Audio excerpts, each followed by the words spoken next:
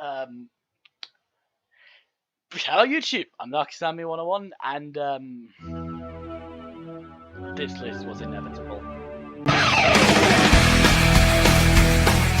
I recently did a video on my top 10 favourite TV shows and put Buffy the Vampire Slayer right at the top. Making that video, I went back to watching the show again. It started out as watching a few episodes here and there to get clips, then watching season 6 again because it has the best damn apocalypse of the entire Buffy series. But then I watched the entire series again, and now this video is a thing. I love this damn show, shut up! I'm not gonna deny it, it's a fucking amazing series, and I want to share with you guys today my top 10 favourite episodes of my favourite TV show of all time. This is gonna be your only warning in regards to spoilers, because we're gonna be covering the entire spectrum of Buffy the Vampire Slayer season. Episodes from 1 to 7 are completely eligible, alright? So that is your official spoiler warning. I'm also going to try avoiding the season finales of Buffy because they're usually a badass affair with some of the best action and tension of the entire season. I'm picking the episodes that went above and beyond the insane bar that Buffy the Vampire Slayer adheres to, or just episodes that really left an impact on me. So with that in mind guys, let's take a quick little drive through Sunnydale for my top 10 favourite Buffy the Vampire Slayer episodes. And if I don't mention one of your favourite episodes, please leave it in the comment section below. And don't mind me if I read.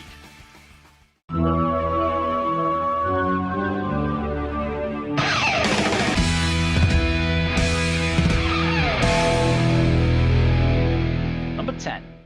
Halloween.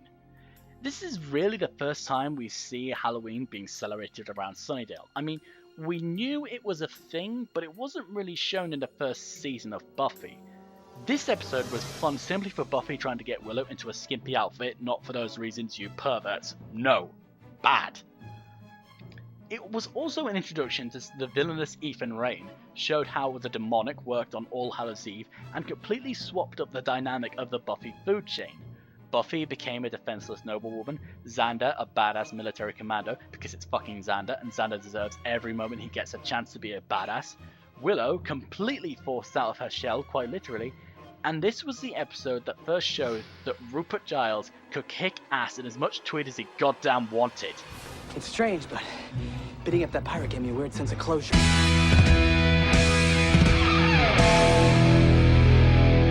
Number 9. Nightmares. Any episode of Buffy that gives us a glimpse into the psyche of the Scooby Gang is always a blast. Funnily enough, there's I think 3 I can think of. Nightmares was the first of these episodes, and it just ran with that idea from beginning to end. It allowed for some absolute hilarity in some cases, and then it went fucking psychotic in others. It was also the first time that Buffy came face to face with the Master, even if it was only for a minute or so. Also, it showed you the most dangerous thing in the entire Buffy canon. Buffy as a vampire. Holy fucking shit, that's badass. Glad you showed up. You see, I'm having a really bad day.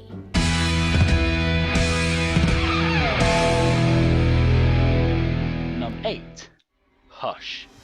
This was a bloody marvel of an episode.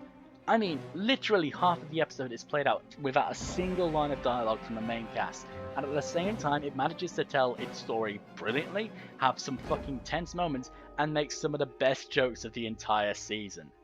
It also doesn't hurt that the gentlemen are fucking brilliantly designed and beautifully portrayed. The performance these guys bring to the plate is amazing. The episode had it all, a unique premise, some brilliant monsters, and some amazing humour.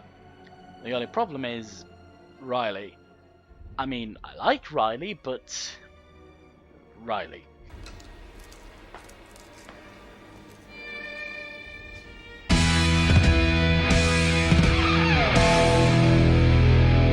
Number 7. Restless. I know I said I wouldn't put season finales on this list, but this is more the final episode of season 4 rather than its finale, and it's the second episode on this list that goes into the fears of the Scoobies. I couldn't not, you know? This episode goes more in depth into the current fears of the Scooby Gang, rather than Nightmares did, and it's also helped capture the feel of a genuine nightmare in some sections. Plus, Xander finally got a chance to say fuck you to Principal Snyder, so that's a plus. it also gave way to a concept I don't really think anyone thought of until this episode rolled around. The idea of the first Slayer. Also, Giles fucking sings in this episode. How can you not love an episode where you're graced with the Anthony Stewart Head's glorious singing voice? Demons have escaped. Please run for your lives. This could be trouble. We better make a fort. I'll get some pillows.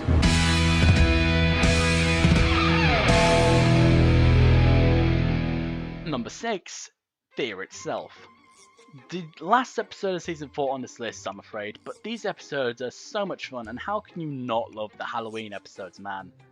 Plus this joke. I'm Joan of Arc. I figured we had a lot in common, seeing as how I was almost burned at the stake, and plus she had that close relationship with God. And you are? That is why people loved Oz, man. That is pure genius. And again, I know I keep rambling about Giles, but he gets a chainsaw in this episode. Need I say more? Who's a little fear demon? Don't taunt the fear demon. Why, can he hurt me? No, it's just tacky.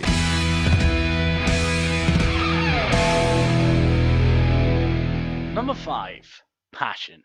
Okay, real talk, I keep raving about Giles, I know, but he just got fucked over in this episode, man.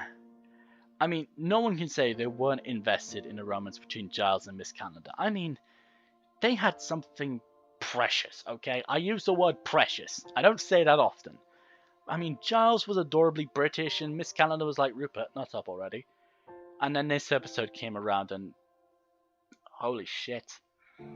I mean, this episode did 4 things simultaneously. 1, it showed that Angelus could be a stone-cold fucking monster.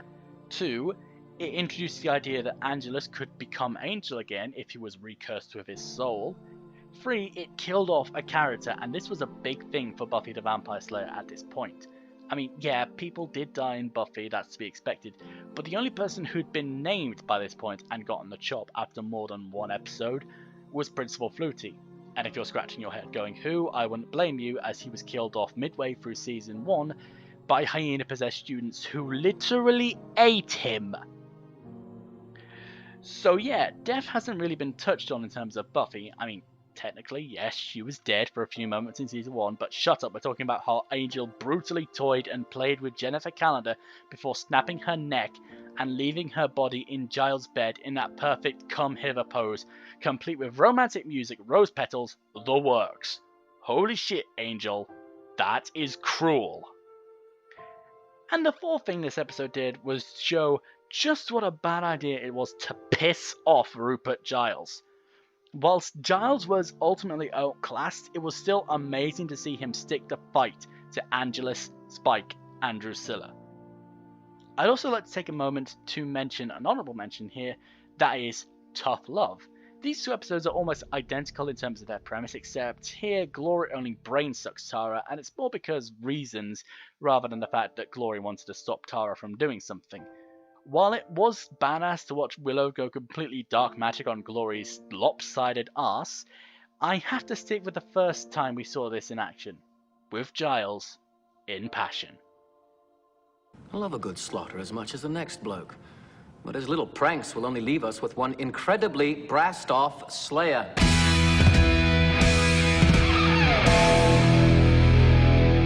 Number 4. Once more we're feeling. Okay, how could I have this episode somewhere on the list, you know? I'm a sucker for a musical, and apparently so is Joss Whedon.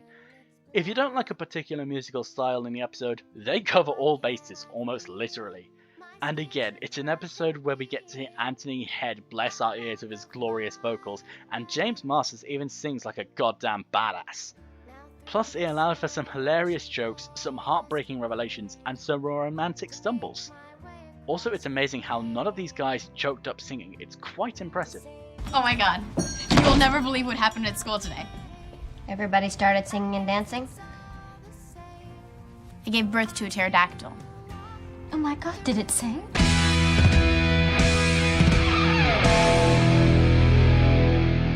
3. School Hard, because Spike is a fucking badass. The first episode of Spike, and boy howdy was it a doozy. Not only were we introduced to Spike in this episode, but we learned just how devious, ruthless and fun he was.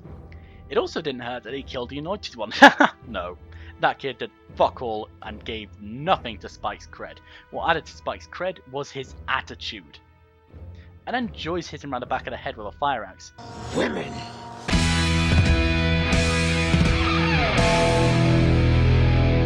Number 2, and there's nothing funny, ironic, or badass about this episode.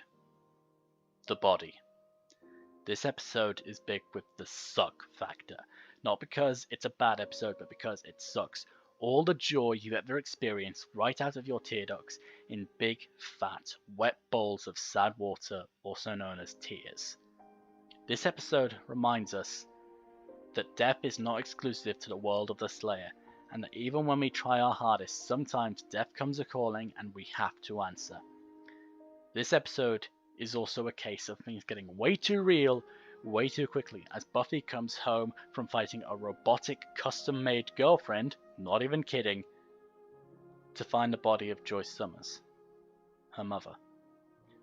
From that point on, the episode is played out in almost dead silence, as not a single piece of music is played from the end of the opening credits to the beginning of the credits. And it has the Scooby Gang deal with the fact that Joyce has passed. They are confronted with a death they have no control over and no one to blame. And in my opinion, the episode peaks when Anya, and in turn the audience, break down into fully fledged tears. Watching the former Vengeance team break down like this made me actually cry. I'm not ashamed to admit it. This episode shows that while Buffy may be happy fun times, it's not afraid to get serious when it wants to. Never done this. That's just an amazingly dumb thing to say. Obviously, I've never done this before.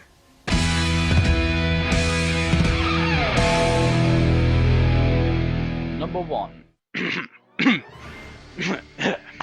Alright, we need to dry our tears, blow our noses, and try not to break down anymore because we still have one more entry on this list, and that goes to Showtime.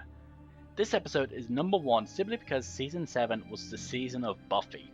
For this season, Buffy was on point. She'd become more than just a vampire slayer, she'd become a leader in her own right, and that meant she had to kick all the ass possible. We've been introduced to the Turrican vampire episodes prior, and the last time these two fought it didn't go well for Buffy. This time, however, this is a marvel of a fight scene. The fighting in Buffy has usually really been done around Sunnydale High, UC Sunnydale, or the Sunnydale Graveyard. This was the first time a fight had taken place in an industrial area like this, and fuck me, it was badass. It might be cheap to put this episode at the top purely for the action factor, but this episode also shows how far the Buffy cast has come since the first episode. Instead of being stuck behind a computer screen, Willow was the Scooby's first line of defense against the Turrican. Xander was in charge of protecting the potentials instead of telling cheesy puns, even though he still does that because it's Xander, and Xander is the best goddamn character on the show. And Buffy? Wow. She'd gone from being a spunky teenager who picked her fights as they came to her, to being a badass tactician who planned the entire Turrican fight out beforehand, just so that the potential slayers could watch her kill the motherfucker in one of the best paced, best choreographed, and best set fights of the entire season. Oh, and Buffy decapitates the Turrican with fucking barbed wire like she's Mick Foley at Extreme Rules. The only thing more hardcore at this point would be if she made the Turrican sneeze out one of his own goddamn teeth. I'm the thing that monsters have nightmares about. And right now, you and me are gonna show them why. It's time. Welcome to Thunderdome. Oh, video's over. Sorry. Anyway guys, that was my top 10 favourite Buffy the Vampire Slayer episodes. Like I said earlier, if I missed one of your favourite episodes, please leave it in the comment section below. I'd love to hear your opinion. But do remember, this is my favourite TV series, and if you're insulted, I will beat you around the back of the head with Season 8. As always guys, I've been Darkest101. I thank you for watching another Darkest101 Top 10. And as always, thanks for watching. Good night YouTube.